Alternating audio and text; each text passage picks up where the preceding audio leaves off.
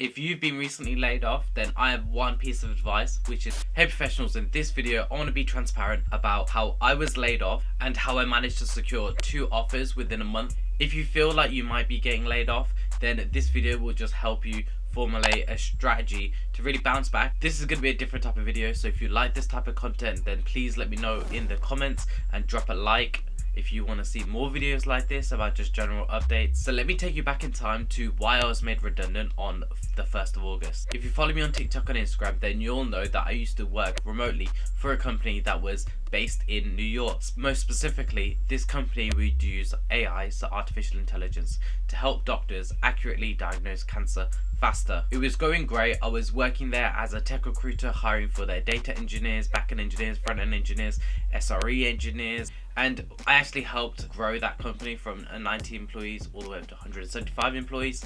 But unfortunately, with startups, when you do grow that fast, then you are susceptible to go through a hiring freeze, given that there's an economic crisis happening in America. Working within recruitment, I know that I'll be the first one that will be getting affected by any hiring freeze, because if a company is not looking to grow, then what am I doing as a recruiter? Like, there's no sort of business need. Luckily, during the end of June, my role shifted into being more focused on the employer branding side of things rather than recruitment, so I had like a hybrid role. So my role was mixed with employer branding initiatives as well as just backfilling those that have left the company. And honestly, going through that employer branding shift actually made me realize the type of role that I would want to go into later, because I knew that not only do I want to stay within recruitment, but I also want a role where I can actually work on some employer branding initiatives. The week before I was laid off, we was told that we have to freeze all current offers at the moment and we can't open any new positions. Basically, all our hiring is being reassessed. And then on the Monday of the 1st of August,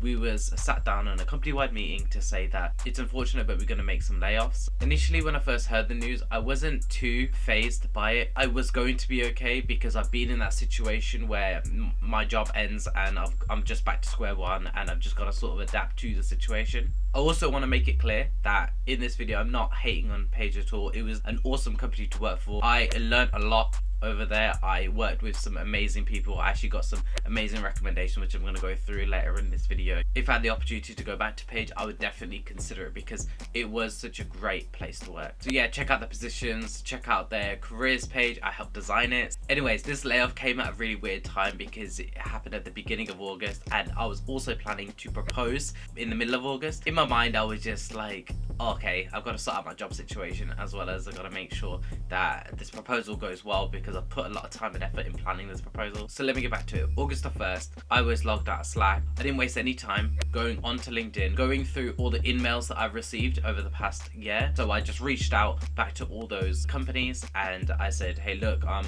looking for my next role. Just basically letting them know my current situation. I DM'd founders who I was good friends with. I DM'd past colleagues that I used to work with to see if they had any other job opportunities. The founder that I DM'd actually replied back and mentioned that he was going through a hiring freeze at that time. So I knew in the back of my mind that it's going to be quite competitive. So I reached out to one of my good friends who worked at Avanade, who actually helped supply a third of their graduate talent for their tech positions that they had going on. And she replied back to me and she actually had a job opportunity that looked quite appealing. So I said, yeah, let's go for it. Let's jump on a call. Let's sync up. And I'd love to hear more about the position. The only qualms that I had about this company at that time is that Avanade, it's not a startup, it's a company that is formed from Accenture and Microsoft, and the type of company I thrive in is actually startups where I can join a company at 50 employees and help it grow to 200 employees to 500 employees. That's the type of company that I was looking for. So I had a call with my contact and I found out that the role that I was going for was actually just setting up assessment days and hiring for graduate talent, which seemed fine. I didn't mind doing that, and I think that would be a really good learning experience going into like campus recruitment. But the only thing about that position is that I'm going to be moving away from hiring for senior engineers and mid-level engineers and really experienced engineers and then going into the graduate side. It's something that I didn't foresee myself doing. Obviously it's an opportunity at the end of the day, so I wanted to go through that interview process and see what the offer would be, what the roles and responsibilities would be, and I can't be picky and choosy at this point.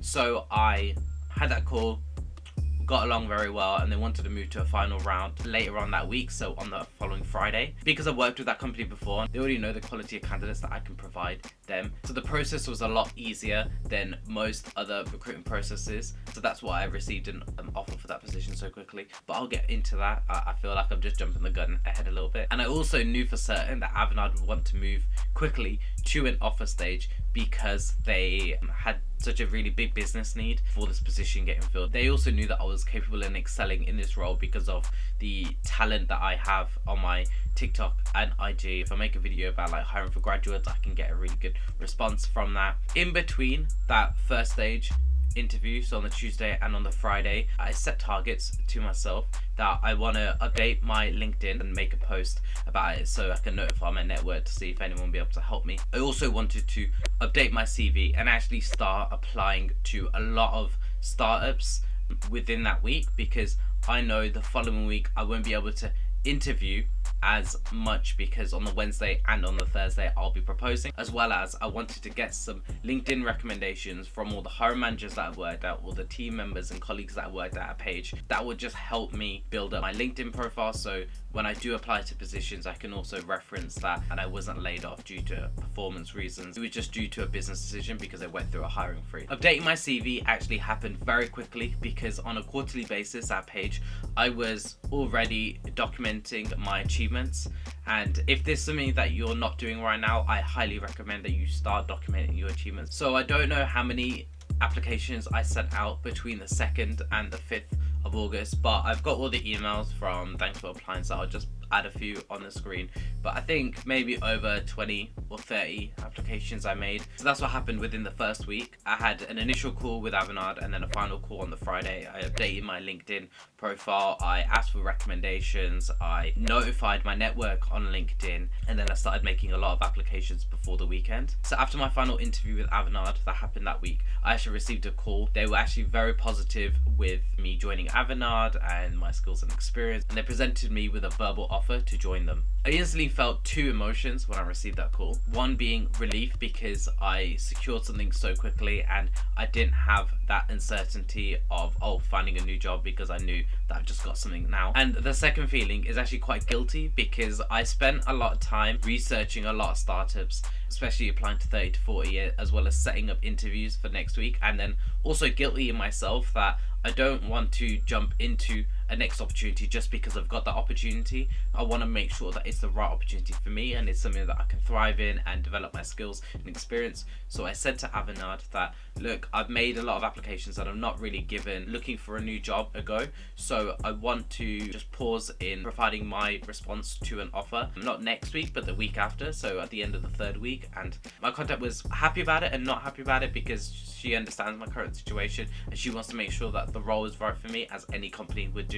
But obviously they have an urge to fill this position, so I needed to give them a decision very quickly. With that in the back of my mind, it actually provided me with an advantage to go through these interviews that I had next week a lot quicker, because there was a sense of urgency because they didn't want to miss out on me because I already had an offer on the table. And I also pushed back because obviously I'm proposing to my girlfriend next week. Obviously take some time into sorting that out before I can actually think about onboarding into a new company. So the next week, Monday the 8th of August, shout out to my mom because it was her birthday, I had 5 interviews scheduled for that day, as well as on the Tuesday I had a few interviews, and after those interviews they were positive, so then I received a few challenges to do, and before going away on Wednesday and Thursday where I was proposing, I actually completed those challenges because in my mind I wanted to get those challenges reviewed by Friday and have any follow-up calls or final interviews on Friday and then early next week, and then take it from there, because then I will be able to provide Avanade with a decision, because I didn't want to just let them sort of linger, because I want to be transparent. If I'm not going to go for the position, then I'm going to let them know.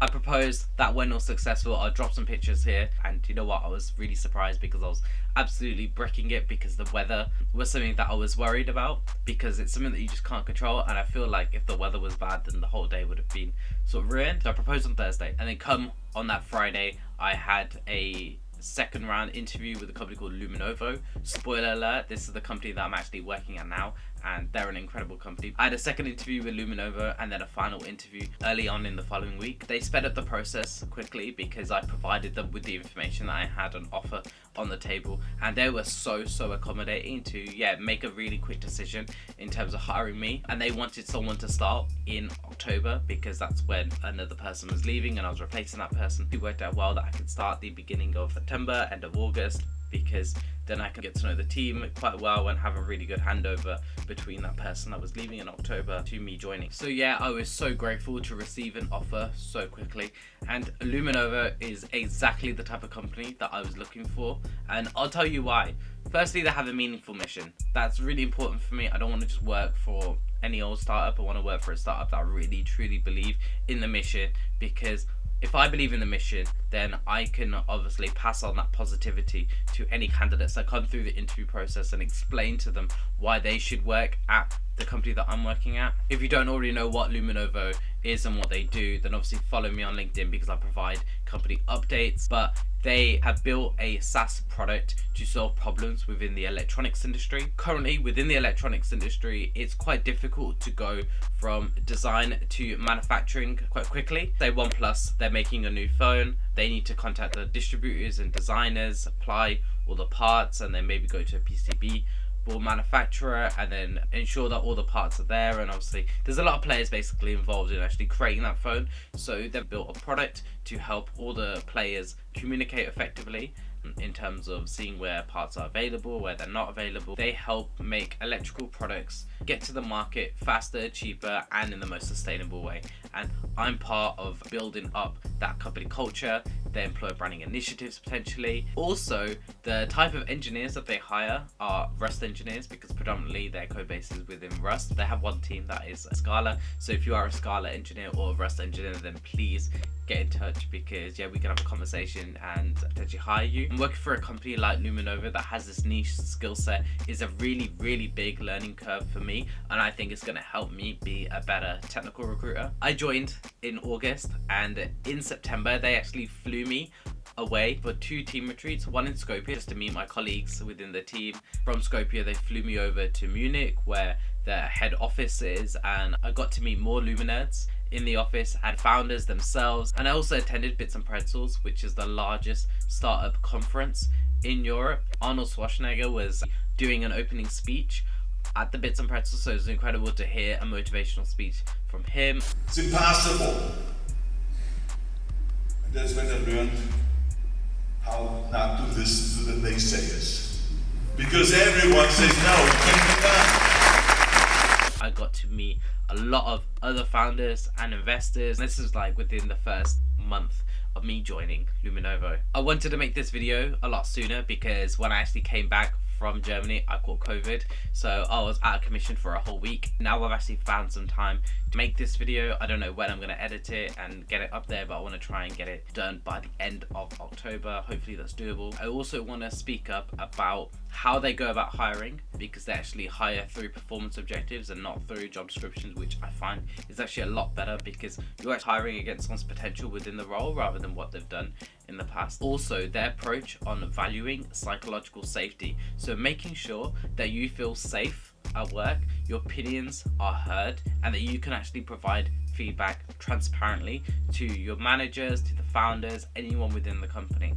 So if there's something that you don't like, you're allowed to speak up and your voice will be heard. I found this incredible because as a new joiner, usually you have that mindset of, oh, you need to prove yourself that you're a hard worker when you first join a company. But with Luminovo, they really care about you tackling safety first rather than just working on your OKRs. They want to make sure that you're comfortable with the company's culture, then doing the work first. I didn't realize that this was a thing working for other startups, and I've got to say this is like the best company culture that I've worked at compared to the other startups that I've worked at. So on the 17th of August I accepted their offer to join them, and it's been the best decision that I've made in the past 2 months. And then I kindly declined Avanad's offer via email, but I'm still in touch with the team over at Avanad and I still will help them if you're looking to break into tech as a graduate or even as an apprentice. And also at Luminovo, I don't just specialize in hiring for senior roles.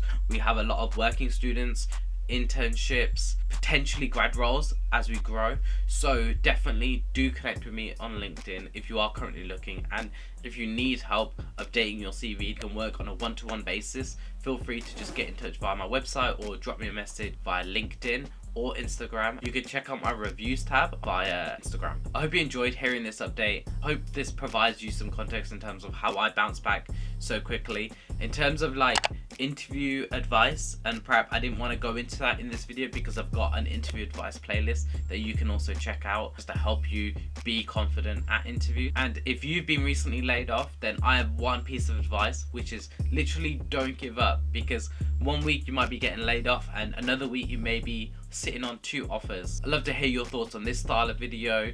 Peace. I'll see you on the next one.